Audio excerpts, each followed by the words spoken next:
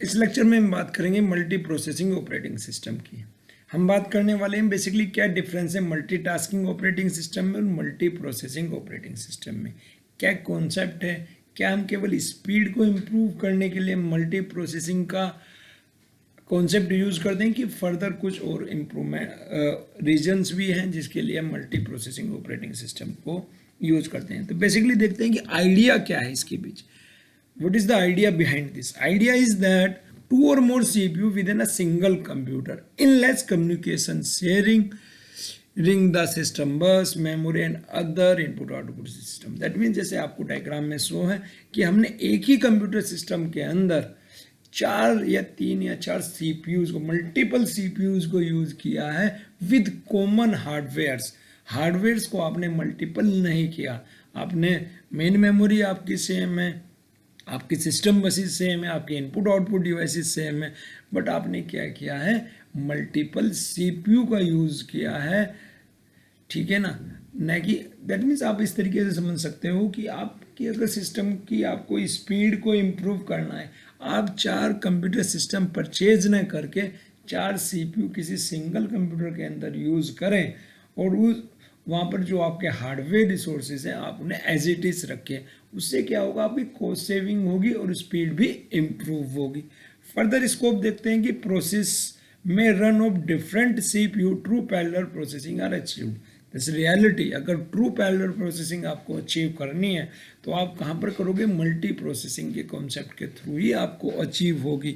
अगर आप देखिए मल्टी टास्किंग के कॉन्सेप्ट में वहाँ पर क्या है, प्रोग्रामिंग की इल्यूजन है कि मल्टीपल प्रोसेस एग्जीक्यूट हो रही है ऑन द सेम टाइम, एक इल्यूजन है, बट होता नहीं है। एक टाइम में एक ही प्रोसेस एग्जीक्यूट होती है। आप क्या कर रहे हो, टाइम शेयरिंग का, मल्टीटास्किंग के केस में टाइम शेयरिंग का कॉन्सेप्ट यूज कर रहे हो कि आपने किस स्पेसिफिक टाइम अलॉट किया है पर्टिकुलर प्रोसेस को सीपीयू पे एग्जीक्यूट होने के लिए, और उस टाइम के बाद क्या कर रहा है आपका सीपीयू कॉन्टेक्स्ट यूज कर रहा है किसी अनदर प्रोसेस के ऊपर। दैट मीन्स वहाँ पर क्या है कि प्रोग्रामर को एक इल्यूजन है कि आपकी मल्टीपल प्रोसेस एक साथ एग्जीक्यूट हो रही है, बट सीपीयू एक्चुअल में कर क्या रहा है, एक ही प्रोसेस को एग्जीक्यूट करता है एक टाइम पर। But in case of multi processing, अगर आपकी वो चारों प्रोसेस डिफरेंट है तो आप उन चारों प्रोसेस को एक साथ एग्जीक्यूट करा सकते हो किसके ऊपर, उन 4 डिफरेंट प्रोसेसर के ऊपर जो आपने मल्टी प्रोसेसिंग में यूज किया है। तो रियलिटी में वो चारों प्रोसेस एक साथ एग्जीक्यूट हो सकती हैं, तो उसी को आप ट्रू पैरेलल प्रोसेसिंग एग्जाम्पल बोल सकते हो। अगर आपसे कोई पूछे कि ट्रू पैरेलल प्रोसेसिंग का एग्जाम्पल क्या है, तो आपके लिए वो एग्जाम्पल है मल्टी प्रोसेसिंग, ना कि मल्टीटास्किंग और टाइम शेयरिंग। ओके डियर, और बेसिकली जो आपका मल्टी प्रोसेसिंग ऑपरेटिंग सिस्टम है ये आपको बेसिकली 2 टाइप का होता है, अगर आप ये समझें। एक सिमेट्रिक अप्रोच, इसमें 2 टाइप की अप्रोच है, एक सिमेट्रिक अप्रोच है और एक एसिमेट्रिक अप्रोच। सिमेट्रिक अप्रोच से मतलब क्या है, सिमेट्रिक अप्रोच से मतलब क्या है कि अगर आपके सिस्टम के अंदर 4 सीपीयू हैं तो चारों को आपने इक्वल राइट्स दिए हुए हैं। One OS control all CPU और each CPU has equal rights, यानी कि एक ही ओएस कंट्रोल कर रहा है चारों सीपीयू को, जितने भी सीपीयू हैं, और हर सीपीयू को क्या है, इक्वल राइट्स है। दूसरी अप्रोच हो सकती है एसिमेट्रिक अप्रोच।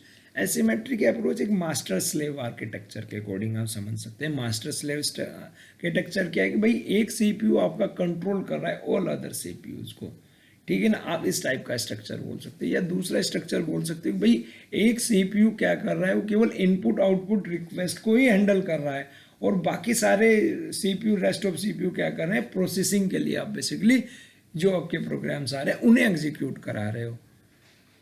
ये बेसिकली स्ट्रक्चर सिंपल होता है एज कंपेयर टू सिमेट्रिक। या कुछ इस टाइप से भी मैं ज़्यादातर एग्जाम्पल से आपको बताऊँ, मास्टर स्लेव से आप समझ सकते हो कि भाई आपके जितने भी इंटरप्ट आ रहे हैं या इनपुट आउटपुट से रिलेटेड जितने भी इश्यूज आ रहे हैं उन्हें एक सीपीयू हैंडल कर रहा है, और बाकी सारे किसे कर रहे हैं, एप्लीकेशन से, प्रोग्राम से रिलेटेड जितने भी आपकी रिक्वेस्ट आ रही है उन सबको हैंडल कर रहे हैं। यानी कि एक सिस्टम प्रोग्राम्स को हैंडल कर रहा है, बाकी सारे किसे हैंडल कर रहे हैं, एप्लीकेशन प्रोग्राम्स को हैंडल कर रहे हैं। तो इस टाइप की अप्रोच को आप क्या बोल सकते हो, एसिमेट्रिक अप्रोच बोल सकते हो। ये asymmetric multi processing operating system का एग्जांपल हो सकता है। ओके डियर, तो अब बात करते हैं एडवांटेज और डिसएडवांटेजेस क्या है मल्टी प्रोसेसिंग ऑपरेटिंग सिस्टम की। अगर हम एडवांटेजेस की बात करें तो यहाँ पर क्या है, इंक्रीज थ्रूपुट, आपका इंक्रीज होगा थ्रूपुट। इंक्रीज थ्रूपुट से मतलब क्या है कि भाई आपकी परफॉर्मेंस हाई होगी तो आपको डेफिनेटली इंक्रीज थ्रूपुट मिलेगा, रिलायबिलिटी भी आपकी इंप्रूवमेंट होगी। एट द सेम टाइम अगर एक सीपीयू फेल होता है तो अदर सीपीयू आपके वर्किंग होंगे और आपका काम चलता रहेगा।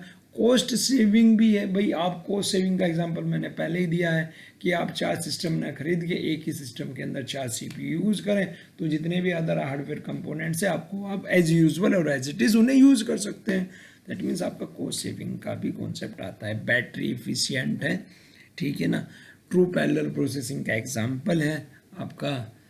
और डिसएडवांटेज हो सकती है मोर कॉम्प्लेक्स, हाँ स्ट्रक्चर थोड़ा सा कॉम्प्लेक्स होगा। अगर आपने एक ही सिस्टम के अंदर सिंगल सीपीयू यूज़ किया है और उसी सिस्टम के अंदर आपने 4 सीपीयूज़ को यूज़ किया है तो डेफिनेटली आपके स्ट्रक्चर में डिफ्रेंशिएट होगा।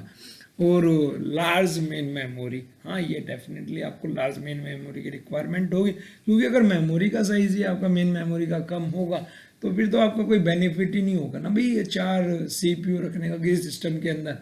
क्योंकि अगर आपकी मेन मेमोरी का साइज होगा दैट मीन्स आपके रेडी क्यू में मैक्सिमम से maximum number of process available होंगे, क्योंकि मेन मेमोरी तो आप एक ही यूज़ कर रहे हो और उसी मेन मेमोरी से आपके चारों सीपीयू को रिक्वेस्ट जानी है। तो मेन मेमोरी का साइज अगर कम होगा तो वो आपके आइडियल कंडीशन में रहेंगे, फ्री रहेंगे। और आप तो नहीं चाहते ना कि आपके सीपीयू फ्री रहें, आप तो मैक्सिमम यूटिलाइजेशन चाहते हो, तभी तो आप इस टाइप के कॉन्सेप्ट को मल्टी प्रोसेसिंग का, मल्टी प्रोग्रामिंग का, मल्टी टास्किंग का लेके आए हो। दैट मीन्स आपको यहाँ पर लार्ज मेन मेमोरी की रिक्वायरमेंट तो होगी, ये एक डिसएडवांटेज हो सकती है इसकी। तो that is all about the multi processing operating system. Thank you, मिलते हैं नेक्स्ट वीडियो में नेक्स्ट टॉपिक के साथ।